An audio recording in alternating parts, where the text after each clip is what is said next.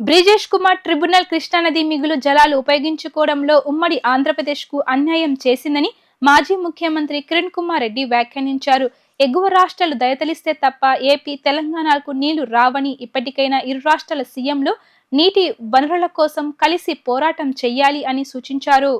సంక్రాంతిని పురస్కరించుకుని సమతా పార్టీ జాతీయ మాజీ అధ్యక్షుడు వివి కృష్ణారావు ఆధ్వర్యంలో పిబి సిద్ధార్థ ఆడిటోరియంలో సంక్రాంతి ఆత్మిక కలయిక కార్యక్రమం నిర్వహించారు.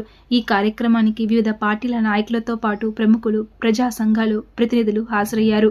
ఈ సందర్భంగా కిరణ్ కుమార్ రెడ్డి ప్రసంగిస్తూ పోలవరం విషయంలో ఛత్తీస్గఢ్, ఒడిశా ప్రభుత్వాలతో మాట్లాడాలి అని, 2 చోట్ల బీజేపీ ప్రభుత్వాలు ఉన్నాయని, ఏపీలో కూటమి ప్రభుత్వం ఉంది అన్నారు. విభజన చట్టం ప్రకారం 371D గురించి మాట్లాడుకోవాలి అని చెప్పారు. మాజీ ఐపీఎస్ అధికారి ఏబి వెంకటేశ్వర మాట్లాడుతూ పార్టీలు, కులాలు, మతాలకు అతీతంగా చర్చ జరగడానికి ఇలాంటి ఆత్మీయ కలయికలు దోహదం చేస్తాయి అన్నారు.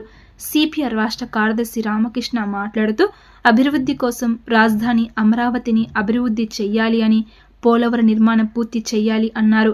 పోలవరం ఎత్తు తగ్గించకుండా నిర్మాణం త్వరితగతిన పూర్తి చెయ్యాలి అని ప్రభుత్వాన్ని కోరారు.